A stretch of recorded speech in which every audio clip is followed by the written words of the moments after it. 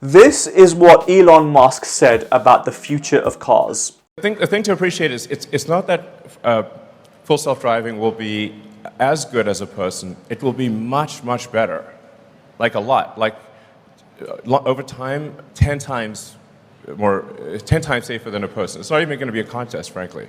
It's not even going to be a contest. Is he right? Can we actually envisage a future where cars can literally drive themselves? Where you might actually own a car and the time it's not being used, it's actually out and about being used as a taxi and generating money in your pocket. Is that actually going to be a thing? Let's find out.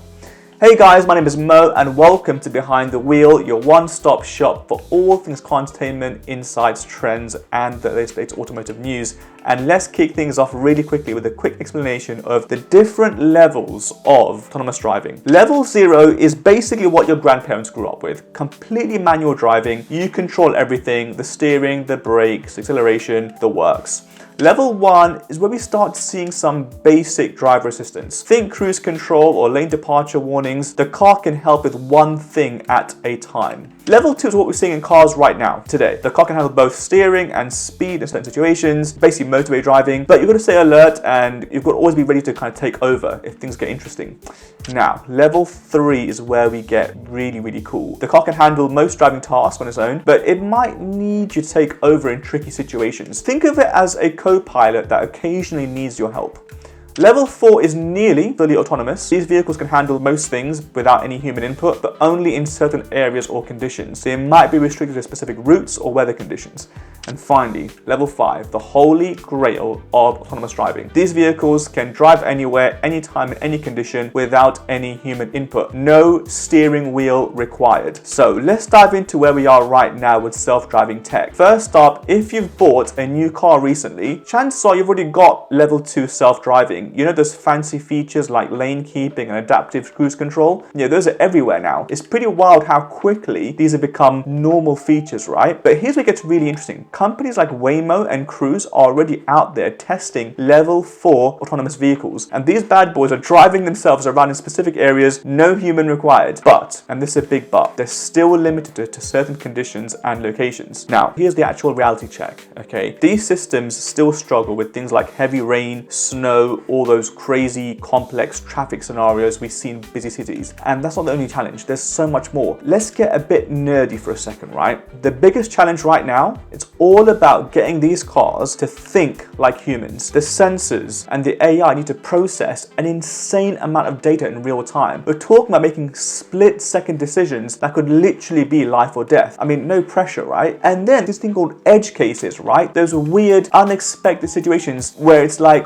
what do you do? Like, what does the car do if it sees a kangaroo? Or when someone's mattress is flying off a lorry? These are the kinds of things that keep engineers up at night. And here's what we just don't think about enough. And I don't think about enough as well, which is there's a big obstacle. Our roads. Our roads might need a major upgrade too. We might need special markers, sensors, or comm systems built into our infrastructure to help these cars navigate themselves more safely. It's not just about the cars, it's about creating an entire ecosystem. So let's be real. When are we actually going to see fully, self-driving cars everywhere? Well, most experts say that we're looking at about a 5 to 10 year horizon before we can see level 5 autonomy becoming a reality. And guys, these are the optimistic ones. Some think it could take even longer. Of course, the regulatory side is also a massive big part of the puzzle. We need new laws and guidelines to handle everything from insurance to liability. I mean, who's at fault if a self-driving car gets into an accident? These are the kinds of questions lawmakers have to wrestle with right now. And finally, let's talk about the elephant in the room, public trust. Doesn't matter how good the tech is or, how willing people are to actually,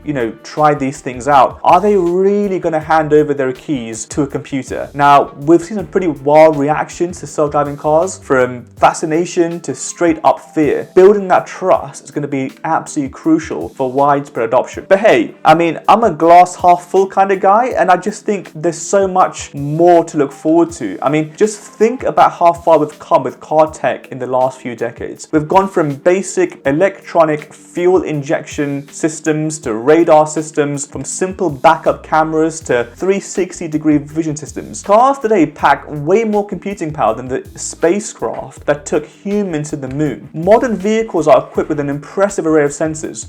We've got LiDAR, high-res cameras. These things can work together with onboard computers to process massive amounts of data in real time. The building blocks for self-driving they're already here. And let's not forget AI and machine learning, right? These technologies have made incredible leaps forward, allowing cars to recognize objects, predict movement patterns, and make split-second decisions. What seemed like science fiction a decade ago is becoming reality in front of our very own eyes. I mean, just think about this. A world where traffic accidents become extremely rare because you just don't get distracted or tired or drunk under the influence. That's pretty amazing, right? And imagine the freedom this could bring to elderly people, those with disabilities, or anyone who currently can't drive. Suddenly, personal mobility becomes accessible to everyone. And that's not just convenient, that's life-changing. Plus, talk about productivity, guys. All the hours spent focusing on driving could be used for work or resting or Netflix. Cities could be transformed with less need for parking spaces, and our environmental impact could be significantly reduced through more efficient driving patterns. The tech is advancing at a very, very fast pace too. Machine learning systems are getting better at handling those tricky edge cases we talked about earlier. And every mile driven by current self-driving cars provides the valuable data to improve it even more. It's like having millions of driving instructors teaching these cars at the same time. So whilst we might not wake up tomorrow in a fully self-driving world, we are moving in the right direction. And the benefits, they could be absolutely revolutionary. That's it for today, guys. If you like this video, you're sure to like the one here where I talk about Elon Musk's insane car collection that doesn't just include